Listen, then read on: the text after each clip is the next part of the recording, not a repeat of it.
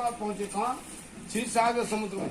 और क्षीरसागर समुद्र में देखते हैं तो वहां शेषैया पे पड़े हैं भगवान सरस्वती पे, और बिनसे जो है लक्ष्मी पैर दबा रही है, और तूड़ी से कमल, और कमल से ब्रह्मा उत्पत्ति कर रहा है। तो वहां उत्पत्ति के कारण भगवान ने कहा कि देखो इनका शब्द मुझसे कहो। नारद जी लक्षण कहने लगे, शुक्लाम वर्धनम देवम शशिवर्णम चतुर्भुज, और उनको जो सब समझ श्रीमन महागणाधिपते नमो नारायणो भगवते वासुदेवाय। देखो ओम नमो भगवते वासुदेवाय ध्रुव जी का मंत्र है, ये बड़ा गुप्त मंत्र है। ये 12 अक्षर की मंत्र में संसार 12 अवतार में जो है भगवान से जो कह रहे हैं, जैसे स्तुति करने के बाद जो है भगवान कहने लगे ये बताओ कि दुनिया संसार को देखने वाले हो प्रभु, आप मैं क्या कर सकता हूँ, इसलिए आपके पास आया हूँ। भगवान बोले निष्ठुर तुम चिंता मत करो किसी प्रकार की। आप बोले तो क्या इसका व्रत है, कौन सा जो है इसका तप है, कौन से दिन करना चाहिए, भगवान बताओ। भगवान कहने लगे कि देखो इतनी चीजें इसमें अच्छी होती हैं, कौन से? भगवान बोले सब विधान व्रत करना चाहिए। भगवान बोले सुख शोकात को दूर करने वाला, संसार में ये कीर्ति जिसकी नहीं यहाँ नष्ट हो जाती है, कीर्ति किसकी नष्ट होती है? ये 5 चीजें।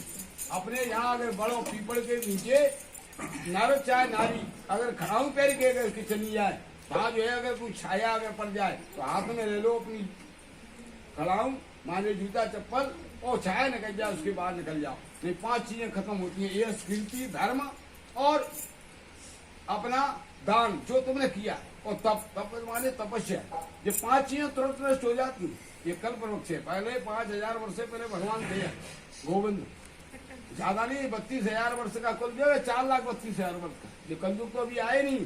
तो भगवान ने कहा इसको जो है संतान धनदान को लाने वाला, जहाँ कथा उससे आती है वहाँ धन की दौलत की कोई कमी नहीं पड़ती, और यह सौभाग्य प्रता संतान को धन स्थान पर विजय करने वाला भक्त श्रद्धा के साथ श्रद्धा से करे। क्यों? कि बगैर श्रद्धा है। भगवान कहते हैं, शंकर जी ने कहा पार्वती जी से, भवानी शंकरों को श्रद्धा विश्वास। जब तक श्रद्धा विश्वास है तो संसार में तुम्हारा सब कार्य सिद्ध हो जाते हैं, नहीं तो कार्य सिद्ध होने वाले नहीं है। भगवान कहने लगे संसार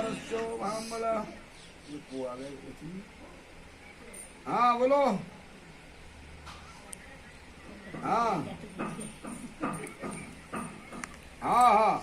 इसमें गेहूं आटे का चूर सवाया के लेकर के शक्कर तथा बख्शी पदार्थ जमा करके भगवान को अर्पण कर दिए। देखो कोई भी पूजा करो, चाहे सत्यनारायण की कथा करो, चाहे कोई व्रत करो, भगवान कहते हैं कि तेरा तुझको अर्पण क्या लागे मेरा। संसार में भगवान को पूजा कर दो, अब तुम पूजा तो कर ही नहीं सकती। भगवान बड़े इंद्र ने बड़े नहीं कर पाई, अपन क्या कर पाओगे? देखो जो फूल की पखरिया जो कुछ भी तुम्हारे पास हो जाए, लो तुम तो संभालो। मेरे पास जो कुछ भी है सामर्थ्य अनुसार से आपको मैं ऐसे भगवान की पूजा करोगे तो जीवन समुद्र है ये। इसमें गृहस्थी में आश्रम में सबसे बड़ा वही है, सबसे बड़ा हमारे पूरे आश्रमों में सबसे बड़ा गृहस्थाश्रम है। और सबसे संसार में सुख समृद्धि क्या है? पहला सुख है, 7 सुख है हमारे यहाँ, 7 सुख में पहला निरोगी का है। शरीर में कोई कष्ट न हो, समझ लो बात से बढ़कर संसार में कोई सुख नहीं है। और शरीर में कष्ट हो, लाखों की दही रह किस मतलब। तो ये भगवान कहते हैं कि अपना शरीर सुखम निर्गुणकारम सर्वदेव संप्रदान, स्पष्ट बताया भगवान ने। तो सत्यनारायण भगवान स्पष्ट करते व्यतीत करते हुए मैं उसकी इच्छा निश्चय पूरी होती है। विशेष कल काल हूँ परिचय मोक्ष का उपाय। यहाँ स्कंद रीवा खंडी सत्यनारायण कथायाम प्रथमोध्याय शुक्लाम वरदनम देवम शशिवर्णम चतुर्भुजम प्रसन्नवदनध्याये सर्वविघ्नोपशान्तये। भगवान कहते हैं जो वे पहला सवेरे उठ के कोई नाम लेता है उसका चक्र से रक्षा करता है, उसका कोई बारबाका नहीं हो सकता थी। और जो शाम को जो है मेरा नाम लेके सोता है उसका भजन होता रहता, वो तो सो जाएगा, भगवान का नाम लिया तो भगवान का नाम चलता रहेगा। तो वो इतना धर्म हो जाता है कि तुम अपनी गृहस्थी से जमीन जायदाद बेच कर भी धर्म नहीं कर सकते। जिसमें त्रुटि आ जाएगी उसमें कोई त्रुटि नहीं, आप सो रहे हो आपका भजन हो रहा है। और तुमने अगर कोई भागवत पे ढाल दो, भागवत का यज्ञ करो, उसमें कोई संत चला गया निष्ठे हमको भोजन नहीं मिला, तो तुम्हारा सब बेकार हो गया, लाखों रुपए की तुम्हारी बेकार हो जाएगा। लेकिन भगवान का भजन यथार्थ रूप से रहता है, ये भगवान कह रहे हैं। इसलिए जो है संसार में सूची बोले स्मृत का क्या है, दूसरे अध्याय में व्यास जी वर्णन करते हैं कि एक जो है ब्राह्मण था, और ब्राह्मण जो है अपने पालन पोषण के लिए जो है भिक्षा मांगता था। भगवान वो कहने लगे कि चिंता मत करो, जे बताओ हमें तो संसार सारम भुजगेन्द्रारम सदा वसंतम हरियाल वंदे भवम भवानी सहितम। भगवान कहते हैं कि देखो संसार में समस्त देवता अपने ब्राह्मणों के जो है आए वो आन करके भगवान को ले लगे कि प्रभु ये बताओ हमको संसार में तो तुम कैसे घूमते हो। ब्राह्मण ने कहा नहीं कि ब्राह्मण अगर जो कह देता बातन में लग जाता तो बच्चे उसके भूखे मरते, भिक्षा कौन मांगता।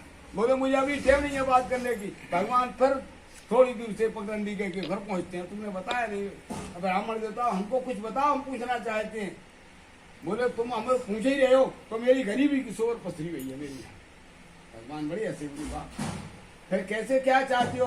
बोले मेरी गरीबी की सोर उठा दो आप तो मैं मान जाऊंगा। तो बोले तू सत्यनारायण का भगवान का व्रत करता ना तो मेरी सोर उठ जाएगी।